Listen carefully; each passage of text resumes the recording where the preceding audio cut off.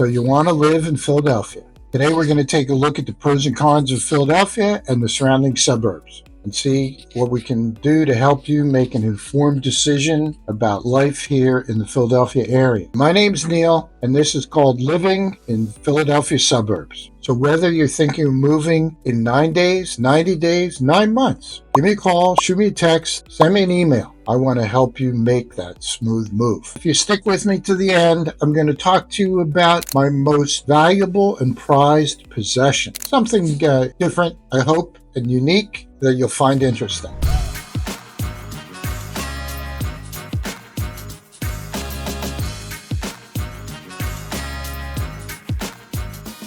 So let's get into the pros and cons of the city of Philadelphia. Now, I'm not trying to put together something that's adversarial or hypercritical, but rather what I'd like to do is take a look at the city and the suburbs together and see how they complement one another and what the differences are. That maybe will help you make an informed decision as to which is right for you and your family. Is it the city? Is it the suburbs? Some people want to move way far out in the suburbs. Others like to live in close. And I'm hoping that this video will help you make that kind of decision. I think that the biggest pro of Philadelphia is its vast and wonderful diversity. There's all kinds of people in the city. There's all kinds of neighborhoods, areas that are hardcore urban, concrete jungle, as they used to say. There's these beautiful green leafy areas that you would think you're out in the farmlands. The old ethnic neighborhoods, a lot of them are still there the way they were 50 years ago. They're still there for shopping, groceries, and there's still people who live in those neighborhoods. If you hanker after some ethnic food, whatever it might be, you can find it in Philadelphia. Out in the suburbs, are you going to find those ethnic enclaves? No, not so much. You're going to find deli here and there, the ethnic grocer here and there, butcher shops here and there, but not to the same degree in concentration you will in the city. The other beautiful thing about Philadelphia is Fairmount Park. It's the largest municipal park in the country, and it's great. You like to jog, you like to ride. You have a horse, you can ride it in Philadelphia, absolutely. Now, of course, you can do the same thing in the suburbs. It's available to you in the city, too. The biggest con of Philadelphia, I think, is poverty. Everybody knows Philadelphia is one of the most impoverished cities in our country. There's all kinds of reasons why. We're not here to talk about the downfall of American industry or anything like that. The times have changed. Big factories and big employers that built all these neighborhoods back in the early part of the late 19th and early 20th century. Most of those big manufacturers are long gone. The good high-paying jobs aren't there like they used to be. Philadelphia now is a center for healthcare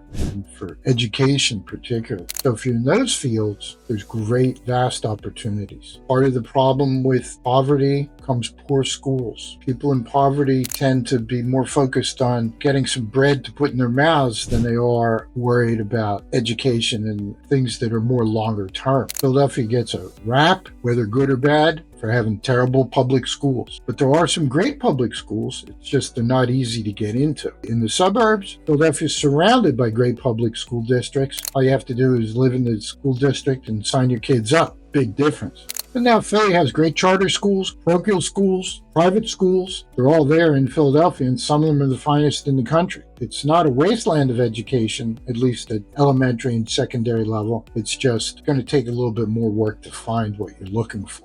Where the suburbs have it all. Shopping. Center City, Philadelphia was traditionally the shopping mecca of the entire region. Times have changed. The malls all started back in the 60s and the 70s. All the stores opened branches, and one by one, you know what's going on with department stores in this country today. So the shopping opportunities are not what they once were in the city of Philadelphia, although there's still plenty of good shopping. There's plenty of high-end stuff in Philadelphia, but most of the department stores and certainly the high-end, the Italian designers, jewelers, all those people have moved out to the suburbs, particularly King of Prussia, probably the fanciest mall that I've ever been in. It makes Scottsdale and those places look like It's more like a Beverly Hills if you go to King of Prussia Mall. If you want the Italian designers, if you want to spend big money on jewelry, you can certainly do it there. Philly, though, has great transportation, just like the suburbs. And we talked about the trains, the SEPTA, the buses. It's all there. The major train station is still in Philadelphia, 30th Street, William Grace Station. Catch Amtrak there. You can go to Washington, point south, New York,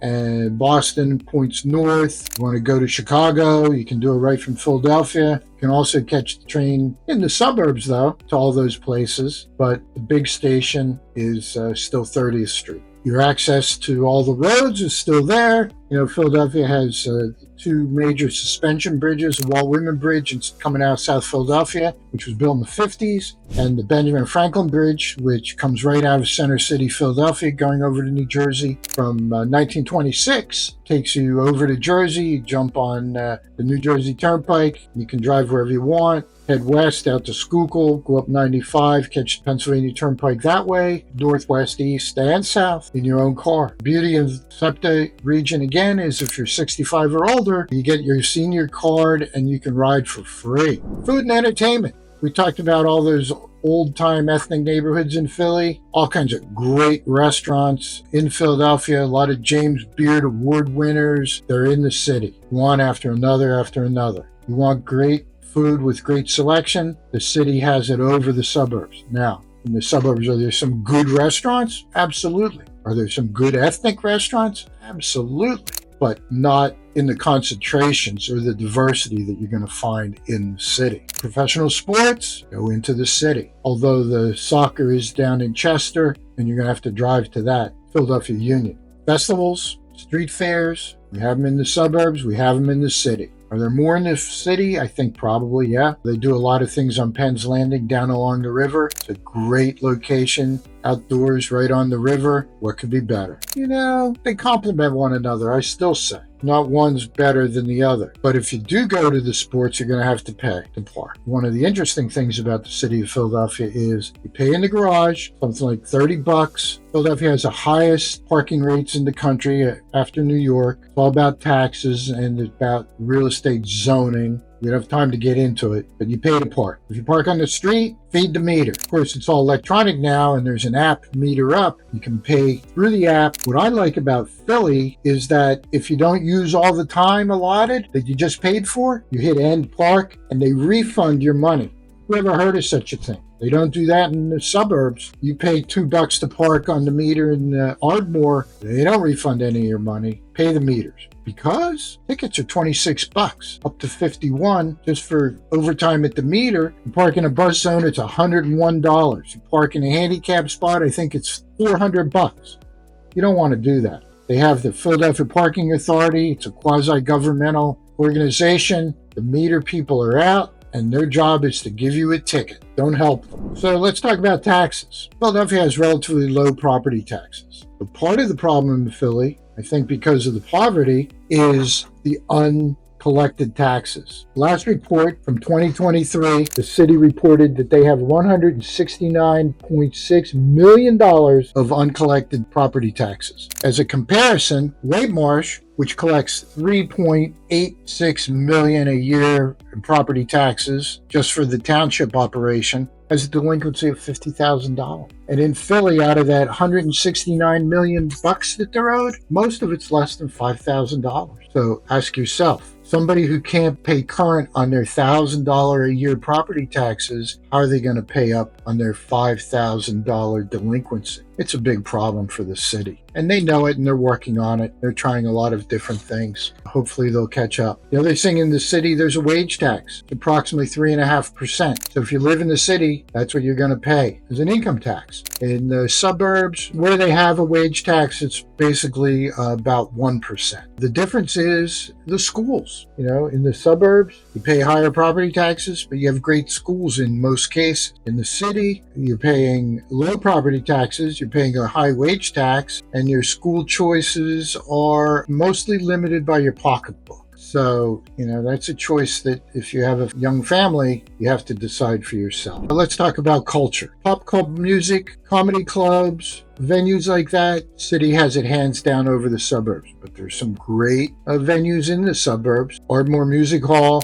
Keswick Theater. Bulk of the music venues are in the city. Comedy the same way. But if you want higher culture, symphony, opera, museums, it tends to weigh more heavily on the city. One of the interesting things that I found is that you can go to the public libraries and get free passes for a lot of these museums in the city. You're going to have to pay to park because you don't want to get that ticket. A lot of these museums have parking facilities attached to them. Philadelphia has the Philadelphia Museum of Art. It's one of the greatest art museums in the world. The building itself is an architectural monument. Beautiful, beautiful building. Right near there, you have the Barnes Foundation, which used to be in the suburbs. Barnes Foundation's a great collection also. Barnes was an interesting guy, collected all the stuff himself. He was at odds with the Mavens and the art in crowd in Philadelphia, and he saw his museum as an alternative to the Philadelphia Museum of Art. He was more interested in educating